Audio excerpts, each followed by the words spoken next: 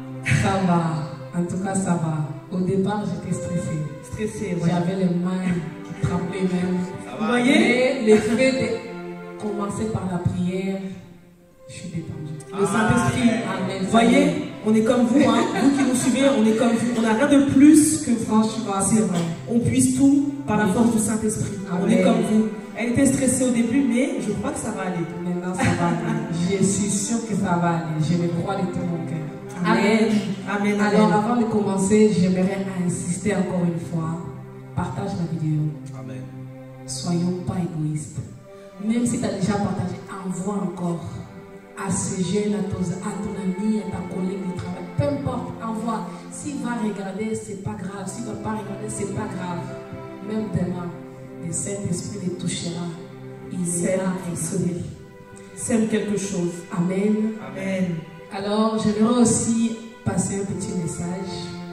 Nous sommes là, pas que pour les jeunes qui nous suivent de loin, mais pour ceux aussi qui nous suivent de près. Si vraiment, je ne vais pas conditionner cet instant, je suis sûre que l'Éternel fait de grandes choses à travers ce moment. Amen. Amen. Alors, si vous vous trouvez à Grenoble, venez nous rejoindre. Amen. Venez nous rejoindre. Notre jeunesse se retrouve ici aussi tous les vendredis de 18h à 20h. On est là pour partager la parole de Dieu. On est là pas que pour la parole de partager aussi des expériences de vie. Peut-être ta présence pourra me bénir, pourra bénir la sœur Eugénia, une autre personne. Et les dimanches aussi, on a notre culte ici. L'équipe d'Action de Grâce, tous les dimanches de 9h à midi. Donc, de compter parmi nous fera vraiment notre joie. Alors, venez nombreux, on est là pour vous recevoir pour la gloire de notre Dieu. Yes. Alors, Amen. sans plus tarder, on va ouvrir nos Bibles et nous allons lire dans le livre de Jean, chapitre 3, verset 16. Est-ce que par Jean 3, 16. Amen. Est-ce qu'il De 16 à seulement le verset 16. Juste le verset 16 pour l'instant. Amen. Jean 3, 16. Alors, notre frère il va les voir. Dis la parole de Dieu. Amen. Car Dieu a tant aimé le monde qu'il a donné son Fils unique afin que quiconque croit en lui ne périsse point et qu'il ait la vie éternelle. Amen. Amen. Amen. Alors, j'ai cherché pendant plusieurs jours qu'est-ce que j'allais parler. La barre était tellement haute ici que j'étais perdue. Mais Dieu, dans son amour, m'a conduit dans ces versets. Et lorsque j'ai lu ces versets plusieurs fois, j'ai compris quelque chose. En fait, ces versets-ci résument à peu près pour moi. Ça résume l'évangile en lui-même, dans sa totalité. Pour moi, ces textes parlent d'amour, Yes. du sacrifice et aussi de la vie éternelle. Amen. Donc ces trois dimensions-là, c'est ça que Jésus est venu faire pour nous montrer en fait la volonté du Père. Exact. Exact. Donc, nous allons voir que car Dieu a tant aimé le monde. Lorsque je lis ça, je dis quand Dieu a tant aimé le monde. Nous, aujourd'hui dans notre société, on se dit qu'on aime, hein? Moi, j'aime mon mari, j'aime ma famille, j'aime mes enfants. j'aime mes enfants, j'aime. Mais est-ce que j'aime vraiment tant comme Dieu, là, comme la parole de Dieu nous enseigne? Car Dieu a tant aimé le monde. J'ai répondu que non. Ma réponse était non. En fait, nous, on aime juste parce que Dieu nous a recommandé d'aimer nos prochains. Il ne nous a pas dit aimer autant. Alors par là, je me suis posé aussi la question. Mais lorsque je dis par exemple, Sœur Eugénia, je t'aime dans l'amour du Seigneur. Comment est-ce que tu reçois cela? Je reçois bien. Tu reçois bien. Oui. Est-ce que tu réalises vraiment cet amour-là? Je crois pas. Moi aussi. Je suis pas sûre. Également. Non. Que je souhaite. On ne réalise pas vraiment, c'est ça. Mais lorsque je lis ça, c'est là où j'ai réalisé. J'espère que vous, à la maison, vous avez des enfants. Si vous n'êtes pas encore parents, en tout cas, j'ai prié Dieu. Que Dieu puisse nous accorder à vous aussi cette grâce de devenir parents. Amen. Parce que Amen. le jour où j'ai reçu ma fille, avant même de la recevoir, Les moments où j'étais consciente que j'étais enceinte, que je le portais dans mes entrailles. Joie immense. Oh mon Dieu, cet amour qui m'a envahi mon cœur. Incroyable. Incroyable. Et les jours que je l'ai reçu dans mes mains, c'est là où j'ai réalisé à peu près l'amour de Dieu pour moi. C'est là où je dis, mais cette chose aussi petite, cet enfant tellement petit, pourquoi tout d'un coup elle est devenue la raison de ma vie, quoi. Tout mon être, j'ai posé là, agissé, j'ai donné. Donc c'est là où je me suis dit, donc ça veut dire que Dieu m'aime aussi de cette manière-là. Et bien plus. Bien plus au-delà. Bien plus au-delà de ma compréhension, bien plus au-delà de ma manière de voir les choses, bien plus de la manière qu'on nous prêche en fait. Et par là, je me suis dit, est-ce qu'on peut mesurer vraiment l'amour de Dieu? Non. Pas sûr. Non, on ne peut pas le mesurer. C'est impossible de mesurer cet amour. Car il a donné, la Bible dit, car il a tant aimé le monde, il a donné son Fils unique pour toi, pour moi. Yes. Je défie, hein. Je défie.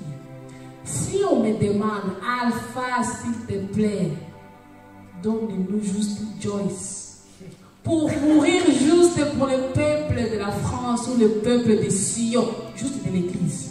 Hey, Impossible. Tu vas donner. Jamais. Moi, j'ose. Même pour le pasteur Nani, même pour le pasteur Même Nani. pour passer. Hey, papa, je t'aime tellement. Même Mais. mon propre père, non, non. Hey, maman. Jusqu'à là, va en paix, papa. Je vais te dire, va en paix. Frère Jos, toi, tu as un seul enfant. Tu vas donner. Jamais. J'ai pas la foi d'Abraham. Donc, pour voir que il a donné le seul enfant qu'il avait pour toi et moi. Encore l'enfant, toi, tu vas loin. Et on a même la voiture, il ne donne pas. Ah, merci. Les biens matériels, hein, qu'on Même peut faire. juste ça. Même son téléphone, juste son téléphone. Juste le téléphone, On tu te ne donnes dit, pas. donne pour la gloire de Dieu. Tu vas L'enfant, il prendre. va donner ça comment? Eh ben, merci. Et par là, j'ai donné la continuité. Lorsque Dieu a donné son Fils, cela voulait dire quoi? Il était en train de sacrifier la seule chose qu'il avait de précieux pour nous. Amen. Amen. Mais lorsqu'il a donné, il savait que ce peuple-là, que mon Fils ira mourir pour eux, ils vont les rejeter. Il était conscient de Dieu. Moi, si on me dit, donne ta fille qui va mourir pour l'apôtre Nani Pembe ou pour le peuple de Sion, maman, papa, on me dit déjà là-bas, ils vont les rejeter. Là-bas, ils vont les cracher dessus. Là-bas, ils vont les frapper. Là-bas, ils vont vraiment les faire beaucoup du mal. Ils vont les crucifier. En plus, je vous le donne. En plus, vous allez rendre le mal. Impossible. Non, merci. Laissez mon enfant là où elle est avec sa maman, elle est bien. Je vais être vraiment égoïste. Parce qu'aucun parent souhaite que son fils soit exposé au mal. Mais par amour, Alléluia. parfois je dis non, nous on n'aime pas. Nous, on a juste de la finition. C'est pas l'amour. Parce que lorsque je vais aimer mon mari, je vais chercher à trouver des points communs. Mais Dieu n'a trouvé aucun point commun entre toi et lui. Alors, il nous a regardé et a dit, faire quoi? Moi, je suis parfait. Je vais donner mon fils pour mourir pour un peuple qui est imparfait. Quel est le point commun qu'on a entre nous et Dieu? Aucun. Il n'y a rien qui nous associe avec lui. On est fait de corps, de chair. Lui, il est saint. Il est tellement grand. Il est au-delà de ce qu'on peut penser de lui. Les jours que Dieu nous fera grâce d'arriver là-bas devant son trône, ah là, c'est là où peut-être qu'on va comprendre vraiment son amour. Alors il a sacrifié son Fils unique pour toi et moi, des pécheurs remplis d'erreurs. Et là j'ai dit, mais dans quel but? En plus, la parole nous explique bien que lorsqu'il a sacrifié son Fils unique, il n'a pas sacrifié simplement pour ceux qui vont croire à lui, même pour ceux qui ne vont jamais croire à lui. sacrifié pour nous, la terre entière, sans exception, la terre entière. Pour nous les femmes, pour les enfants, pour nos parents, pour les grands-parents, pour les prostituées. Parfois, nous les chrétiens, on pense que Dieu est notre propriété privée. Il est juste mort que pour nous. Or qu'il est mort pour toute l'humanité. Wow, c'est profond. Il est mort pour tous, sans exception, pour tous.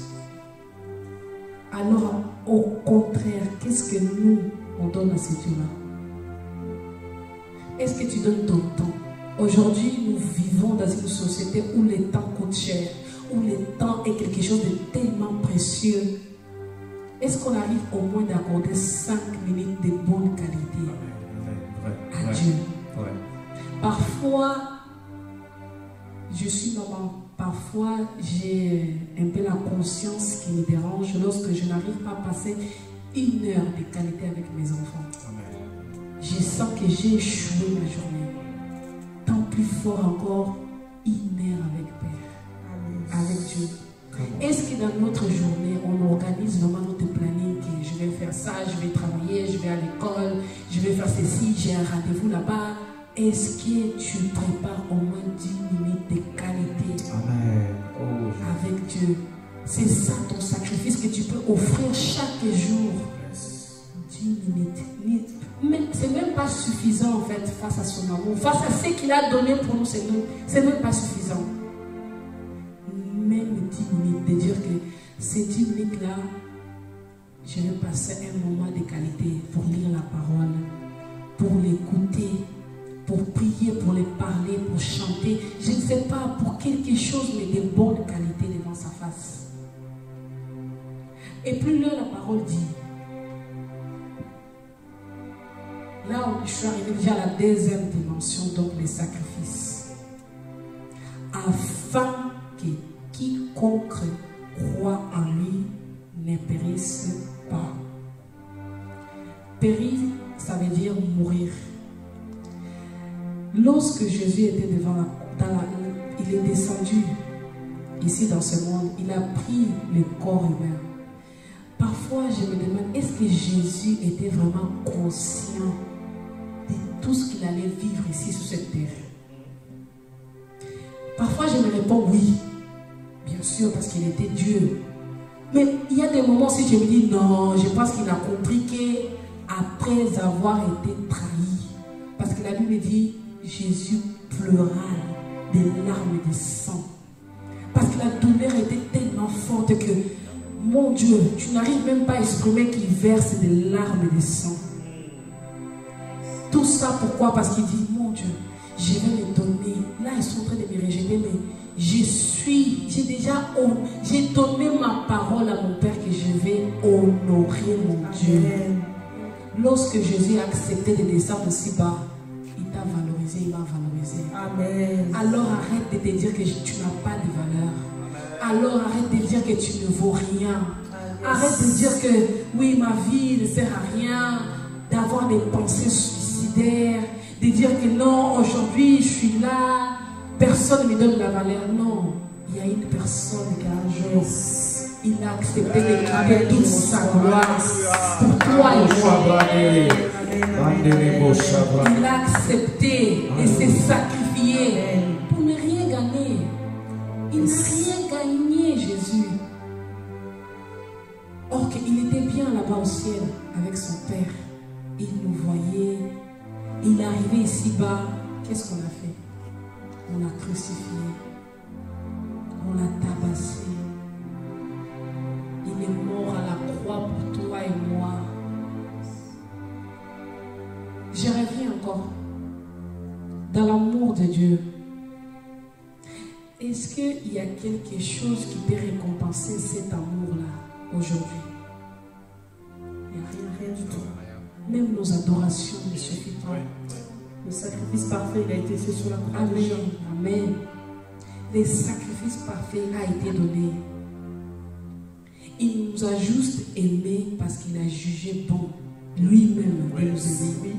pas parce que j'ai une belle voix, pas parce que je suis intelligente, pas parce que je l'adore, je passe des heures où je parle la langue. Non, non, non, non, non. Il nous a aimés parce que lui, il a trouvé cela bon. Amen. Et pour nous, cela tombe comme une grâce. On n'a pas mérité cela. Et jusqu'aujourd'hui, je dis vraiment, je ne mérite pas cet amour. Et lorsque je réalise parfois, je suis affligée parce que je n'arriverai jamais à pouvoir vraiment redonner ou retransmettre, récompenser cet amour. Jamais. Et par là, dans le sacrifice, lorsque Jésus a accepté de descendre si bas, tout d'abord, il a accepté d'honorer à Dieu. En même temps, il était en train de nous honorer, nous les humains. Yes. Amen. Et lorsqu'il a accepté de prendre la place qui était destinée à toi et moi, je comprends aussi que Jésus voulait nous considérer. C'est de la considération. Parfois, on est là, personne ne me considère. Moi, je suis là, je travaille beaucoup, tout et tout. On cherche la considération des hommes. Or, qu'il y a déjà quelqu'un qui t'a déjà considéré. Il y a plus d'éléments avant même qu'il t'existe. Parfois, on ne prend pas conscience de certaines choses. Et encore une chose qui me frappe encore, à la croix. Jésus à la croix, avant de remettre son âme devant Dieu, il a fait une chose qu'aujourd'hui dans notre société, on nous apprend, c'est là que c'est une faiblesse. Est-ce que tu vois si c'est quoi que je veux parler? C'est vrai, Julien. Humilité. L'humilité. Je suis pas sûre. Frère Jos. C'est quoi la question? À la croix. Lorsque Jésus était à la croix, avant de remettre son âme devant Dieu, il a fait quelque chose pour nous encore. Malgré nos péchés, malgré la... Pardonne-leur, Yes. pardonne-leur. Je vais juste remettre le micro à mon frère. Qu'est-ce que Jésus a fait? Jésus sur la croix, il a dit pardonne-leur car ils savent pas ce qu'ils font. Amen. Le pardon, oui. Le pardon. Aujourd'hui, notre société, surtout nous les jeunes, je suis thérapeute. Et dans les moments de thérapie avec mes clientes, parce que je suis beaucoup plus les femmes. Des femmes jeunes, des enfants, d'adolescentes et même des femmes déjà plus âgées que moi. La majorité aujourd'hui, je comprends notre société, nous les femmes surtout, on souffre sur des choses qu'on n'a vraiment pas besoin de souffrir en fait. On s'emprisonne sur des choses. C'est pas que je suis en train de négliger la douleur de l'autre, non. Parfois, on n'arrive pas à se vider notre cœur complètement parce qu'on ne comprend pas la force du pardon. Amen, c'est vrai. Très profond. Très On profond. ne comprend pas la force, je dis bien la force du pardon. Jésus sur la croix, il pouvait dire je vais vous pardonner lorsque je vais arriver devant le Père. Mais lui, il a compris que non, non, non, non, non. Je dois lui montrer le chemin. Il a intercédé pour toi et moi. Amen. Est-ce que le pardon représente un sentiment? Que tu te réveilles, tu dis ah, aujourd'hui j'ai envie de pardonner. Non, pas du tout. Ah, parfois on dit quoi? Laisse le temps. Avec le temps, tu verras, ton cœur sera calme et tu vas pardonner. Or qu'avec le temps, c'est un piège. Ça devient une vitamine. Et ta conscience, en fait, va vouloir te dire que tu l'as déjà oublié. Maman, attends. Tu veux de sortir quelque chose de très important là. Avec le temps, Avec le la temps. rancune devient une vitamine. Explique ça encore bien. En fait, avec le temps, au niveau émotionnel, Oui. parce que Dieu nous a créés en 3 dimensions. Amen. C'est pour cela que je vais insister aussi sur ce point-là. Dieu nous a créés sur 3 dimensions, corps, âme, esprit. Et nous, en tant qu'humains, aujourd'hui dans notre société, on comprend que Jésus, c'est une religion. Or, que Jésus, c'est la 3e dimension auquel il nous a créés. L'esprit. Lorsque tu reçois Jésus-Christ comme Seigneur et Sauveur, tu reçois l'esprit. Amen. Et ton âme directement va faire quoi? Va se soumettre avec C'est l'esprit qui est supérieur. Amen. Ton corps va se soumettre de la même façon à cet esprit-là. En fait, aujourd'hui, notre société, on nous dit quoi? Tu as un bel corps. Entretiens le plus ton corps. Et on saute l'âme. Oui. On néglige l'âme. C'est quoi l'âme? L'âme, c'est le centre des émotions. C'est là où siègent toutes ces choses que nous ressentons. La rancune, la joie, la tristesse. Tout est là-dedans. Et l'âme représente en fait les points d'intercession entre le corps et l'esprit. Parce qu'il est au milieu. Si ton corps va bien, mais ton âme va mal, ton esprit est mort. C'est pour cela aujourd'hui dans nos églises, on a tellement de gens qui prient bien, mais qui sont malades au niveau de l'âme. C'est vrai. Et demain, lorsque nous mourrons, qu'est-ce qu'on va remettre? Qu'est-ce que Dieu récupère qui est en nous? L'âme. Amen, c'est l'âme. Maintenant, parfois, je demande à mes clientes qu'ils ont du mal à pardonner. La semaine dernière, j'ai reçu une femme. Elle a 63 ans. Et cette femme me disait qu'elle souffrait beaucoup sur quelque chose qui s'est passé il y a 20 ans. Il y a 20 ans. Elle ne savait pas pourquoi est-ce que cette chose continue à les faire souffrir. Pour répondre à ta question, frère Joss, les temps. Son mari l'a trompée il y a 20 ans. Elle avait dit, ils l'ont conseillé, laisse les temps. Si tu veux continuer à marier, laisse les temps. Avec les temps, tu vas oublier. Or qu'avec le temps, notre conscience n'oublie rien. Elle va à notre inconscience. Et dans notre inconscience, celle-là va parfois pousser dans nos attitudes. Tu vas remuer celle-là en toi. Tu vois, parfois, elle était là. Son mari, il est mal là. Et toujours là.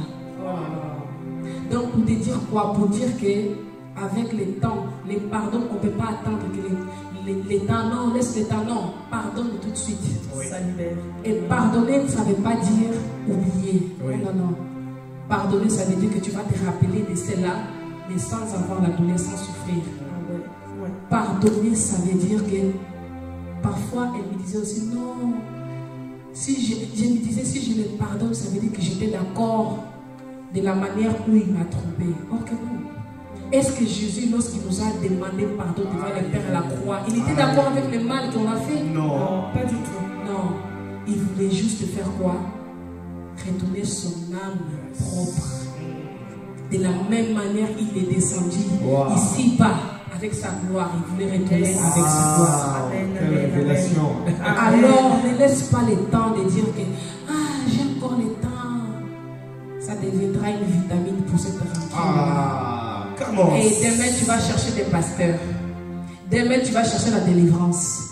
Demain, ça va te coûter cher. Amen. Parce qu'elle m'a payé. Elle m'a payé pour le faire comprendre. Ça, je ne t'interromps pas. Ce que tu dis est très vrai. Et je peux témoigner de ça dans ma propre vie. Amen. Il n'y a pas longtemps, j'avais eu une altercation avec un ancien patron à moi. Amen. Et on est parti du mauvais pied. Et je pensais que je n'avais aucune rancune envers cette personne. Mais à chaque fois que je parlais de cette personne, je parlais en mauvais termes. Yes. Et tu sais ce qui s'est fait? Pendant une semaine, je rêvais seulement de cette personne. Amen. J'ai compris. Amen. Et j'ai demandé au Saint-Esprit, mais cette personne-là, et pourtant ça fait plus de 2 ans qu'on ne se voit plus, on ne se parle plus. Et je ne parle plus de lui. Le Saint-Esprit me dit, c'est que dans ton cœur, tu ne l'avais pas pardonné. Yes. Malgré que lui avait tort. Yes. Mais toi, tu es rentré dans son tort en n'est pas le pardonnant. Donc ce que tu dis, je témoigne vraiment de ce que tu as dit et merci pour cette révélation. Amen. Wow. Gloire à Dieu. Merci pour ton témoignage. Amen. Merci. Pour revenir à cela, à ce point de pardon.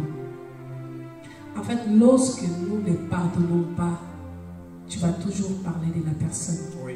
Tu vas toujours penser à lui. Et tu seras en train de dépenser des énergies. Oui. Tu seras fatigué. Tu ne parleras pas non plus le bien fait de cette personne-là. Parce que je suis sûre que ton patron, par exemple, il t'a fait beaucoup de bien. Oui. Mais notre conscience, notre manière humaine, en fait, c'est dans notre chair, c'est là. On n'arrive pas à considérer de bonnes choses.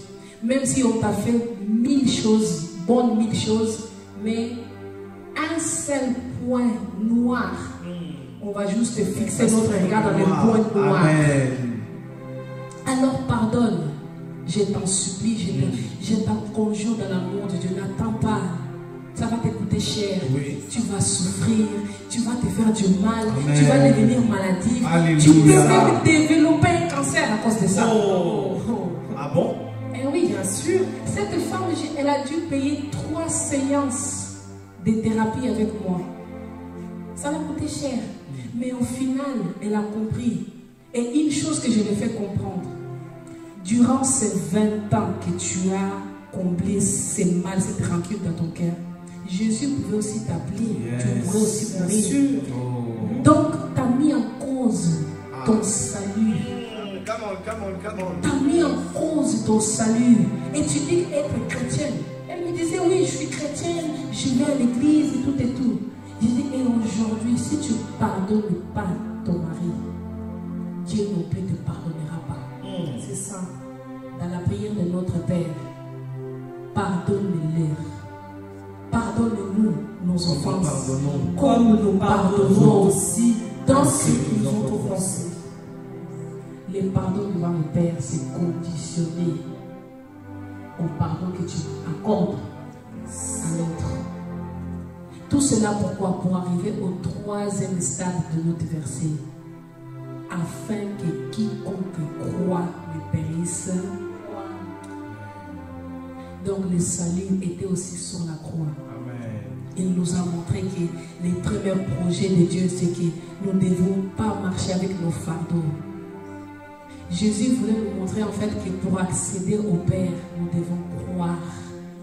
Croire veut dire quoi? Pour moi, lorsque tu crois quelqu'un, ça veut dire ne pas douter.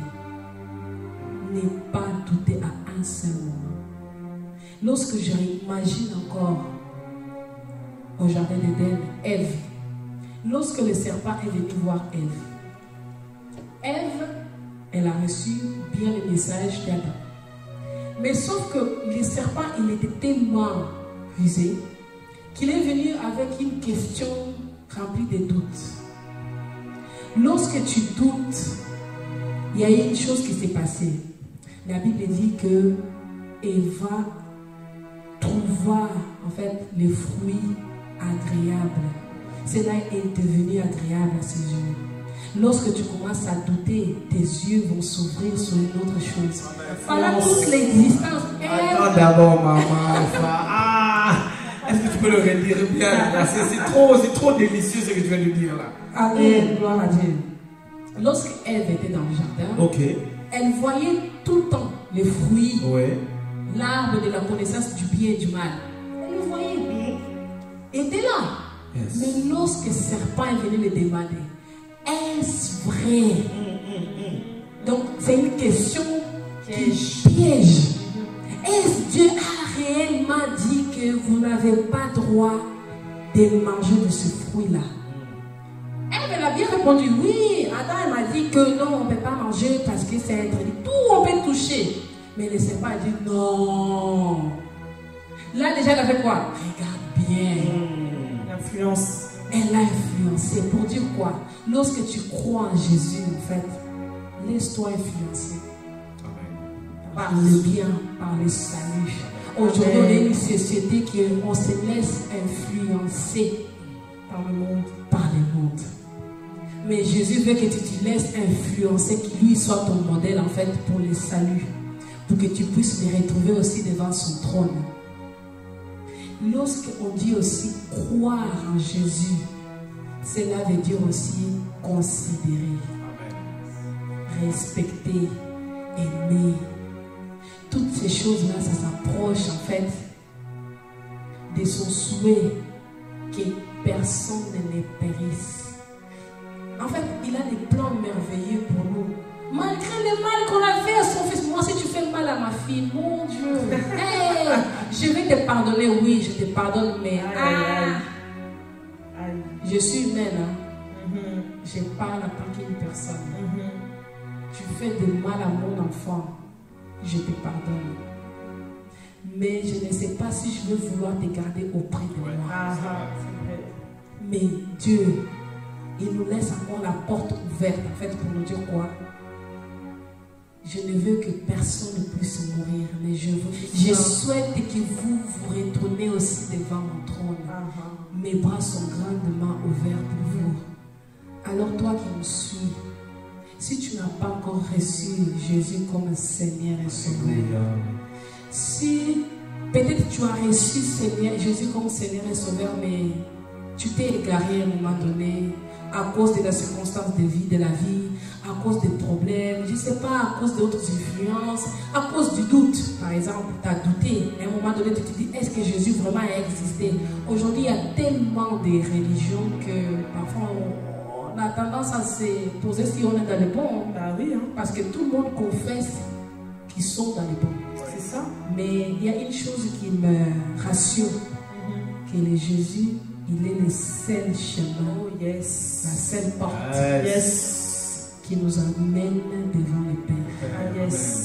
Alors je t'en conjure, mon frère, ma soeur, papa et maman, faisons confiance à Dieu. C'est lui qui connaît déjà notre demain. Moi aussi, quelqu'un me dit, avant de connaître Dieu, en fait, je me disais, je m'en souciais tout le temps de mon demain. Mais aujourd'hui, je ne le fais plus parce que je sais, c'est lui à qui j'ai cru qu'on est mon demain. Il tient entre mes mains les plans. Il a des plans de bonheur pour toi et moi seulement. Alors, ne t'en doute pas. Reçois Jésus comme Seigneur et Sauveur. Alors, je vais faire une prière pour toi qui nous suis à la maison. Si tu n'as jamais reçu Jésus comme Seigneur et Sauveur, tu n'es pas en train de recevoir une religion, non. Tu es en train de réveiller la troisième dimension que Jésus nous a créée, l'esprit. Et si ton âme est remplie de mauvaises choses, peut-être tu es un jeune et tu es en conflit avec tes parents, tu es en conflit avec un ami, avec ta copine, avec ton mari, avec ta femme, va le voir, demande-lui pardon. Le pardon va te rendre libre. Le pardon va te rendre léger. Le pardon va faire de toi une personne forte. Parce que lorsque nous ne pardonnons pas, on est faible. N'importe quel mal, tu seras là en train de te plaindre tout le temps. Ah, tout le monde ne m'aime pas. C'est toujours, tu deviens une victime, tu te victimises tout le temps à cause de tout pour rien. Or que ce n'est même pas le mal. C'est toi, c'est tes émotions qui vont mal. Libère-toi de toutes ces mauvaises choses pour que demain cela ne devienne pas une maladie. Alors fais cette prière avec moi. Seigneur, merci pour ton amour. Merci car tu m'as créé à ta ressemblance. Pardonne tous mes péchés. Écris mon nom dans le livre de la vie. Donne-moi la force, papa, de pouvoir continuer dans ton chemin. J'aimerais, oh Jésus, te connaître encore en profondeur. Bénis ma vie. Que rien et que personne ne puisse m'influencer de sortir de ta présence. Je te glorifie. Au nom puissant de Jésus-Christ. Amen. Amen. Voilà, c'est fait. Tu as reçu Jésus comme Seigneur et Sauveur. Maintenant, dans cette discussion de la nouvelle naissance, en fait, les versets qu'on a dit, ça parlait de la nouvelle naissance que Jésus attend de toi et de moi, de naître en esprit et dans les eaux. Dans les eaux, ça veut dire que tu dois te faire baptiser. Cherche une église au plus près de toi. Tu peux venir aussi ici à Grenoble, au centre évangélique Sion. Tu dois suivre des enseignements pour comprendre qu'est-ce que c'est le baptême. De cette manière-là, tu seras en train de témoigner publiquement. Parce que maintenant, tu l'as fait en privé. Publiquement, que tu appartiens à Jésus-Christ, le Seigneur et le Sauveur du monde. Amen. Que Dieu soit loué pour sa parole. Amen. Est-ce que vous voulez rajouter quelque chose?